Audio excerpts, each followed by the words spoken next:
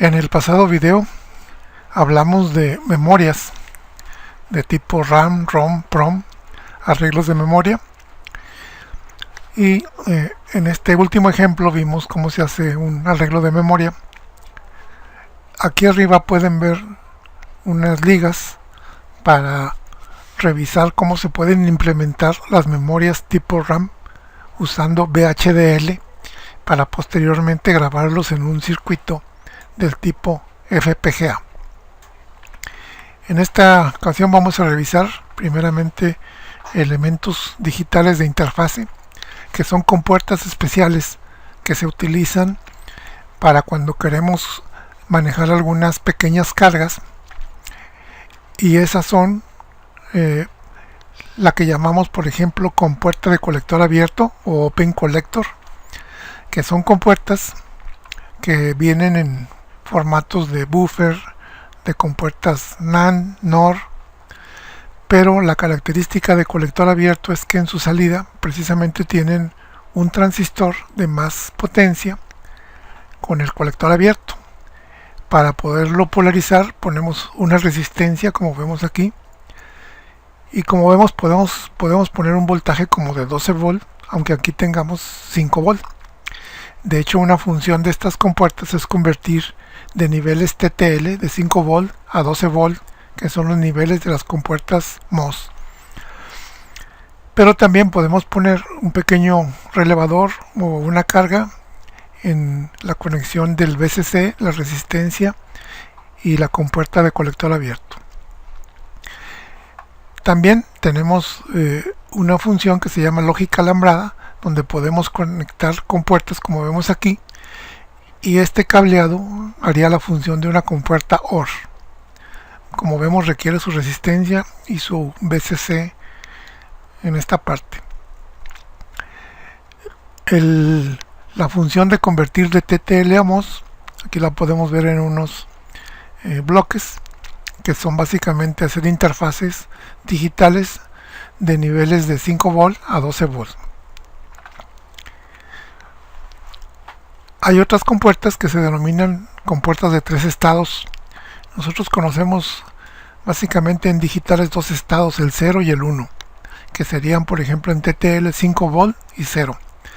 Pero hay un tercer estado en estas compuertas, que es el que se denomina de alta impedancia. La analogía es tener un switch donde cuando se abre este conector queda en alta impedancia, o sea, no está conectado ni a positivo ni a negativo. La función que vemos aquí implementada en este diagrama pues es lo que puede hacer la interfase para un manejo de bus bidireccional de datos, como lo vemos aquí, de 4 bits, de tal manera que tenemos dos señales de control. El chip enable con un 0 se habilita, y una señal que puede ser 0 y 1 para identificar si el flujo de datos va a ir del periférico al CPU o del CPU al periférico. En esta parte del periférico también puede hacer una memoria tipo RAM. El símbolo, como lo vemos aquí en la parte de arriba, tienen una entrada, una salida y una señal G como de gate, de compuerta, que es la que activa el tercer estado, como lo podemos ver en esta imagen. Pasando a otro tema, multiplexeo, y para ver su implementación en VHDL, primero definimos como multiplexeo como una mezcla de 2 o más señales para mandarlas por un solo canal, de tal manera que al final de este se pueda recuperar en su forma original.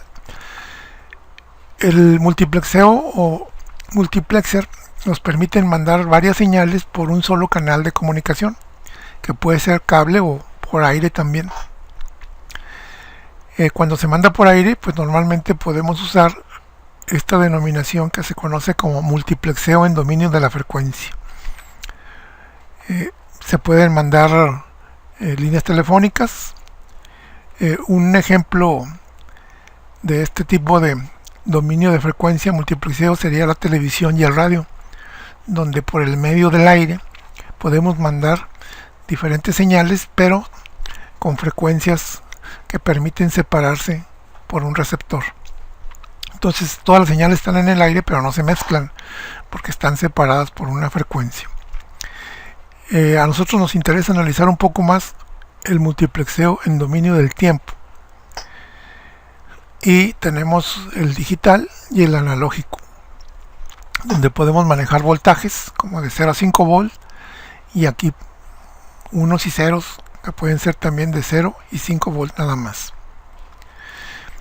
El multiplexeo en el dominio del tiempo lo podemos comparar con un switch selector, donde tenemos un selector que va seleccionando la señal. En el extremo de este iría la contraparte de este dispositivo, que es el que se denomina demultiplexer. Entonces, cuando se conecta esta señal, por ejemplo la 2, viene por aquí, y acá tenemos otro selector similar, donde la señal ahora va a salir por la 2, y de esa manera podemos tener todos estos canales que se van mandando por este canal único, pero en secuencias dadas por el selector.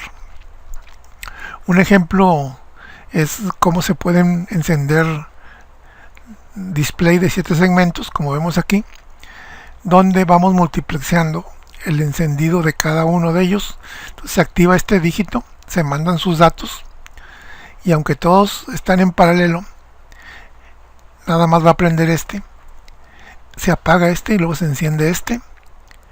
De igual manera se mandan sus datos, aunque estén todos los segmentos en paralelo, este es el único que va a prender, y luego por último el tercero.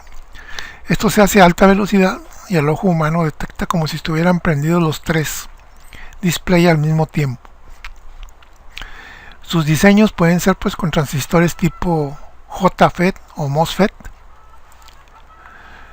y aquí vemos un circuito que podría ser el circuito de un multiplexor con un operacional, un buffer, y tenemos aquí los JFET o MOSFET con un circuito que se llama switch driver.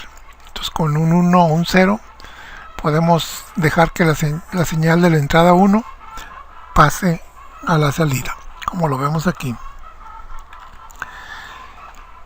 Vemos un ejemplo de un denominado arreglo de multiplexer. Este básicamente, como podemos ver, es un multiplexer todo global, pero está formado por multiplexer de 16 canales, como vemos aquí, y estos son seleccionados con un multiplexer más pequeño de 4 canales. Entonces tenemos aquí las entradas del multiplexer, que sumadas dan 64 bits.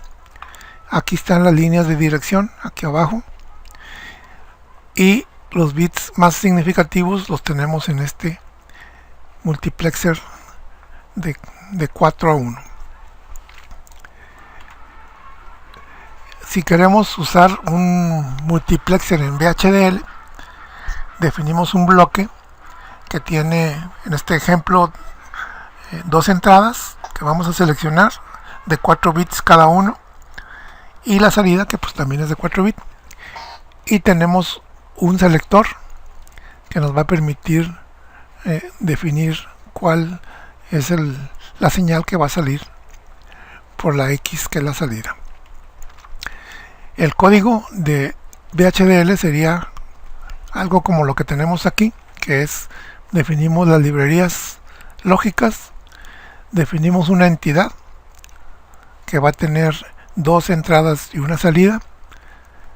Observemos que estas señales son del tipo vector, o sea que son señales que van a tener 4 bits cada una de ellas. Entonces tenemos aquí un selector en la parte de abajo que nos va a permitir, con un 0 o un 1 en la señal del selector, que nos va a permitir definir cuál señal es la que va a salir. Por último, tenemos aquí una referencia donde podemos ver en detalle en una página web el tutorial completo del multiplexer generado en VHDL. Gracias.